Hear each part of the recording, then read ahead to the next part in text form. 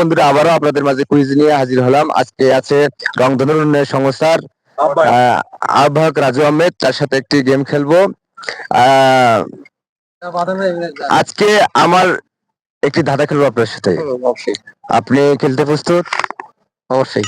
আচ্ছা, যদি আপনি আমার ধাঁধার প্রশ্নের উত্তর দিতে পারেন, বিশিষ্ট সমাজসেবক দলিল লেখক ফিরোজ সরকারের পক্ষ থেকে একটি গিফট হ্যাম্পার আছে আপনার জন্য। তা আমি কি আপনাকে প্রশ্ন করতে পারি? অবশ্যই। আচ্ছা, আমার প্রশ্ন হচ্ছে, 7-এর আগে 6-কে কেন বসাতে হবে?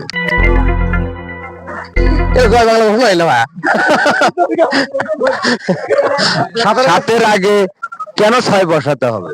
না বসালে কি হবে? 7-এর আগে কেন 6 বসানো লাগবে?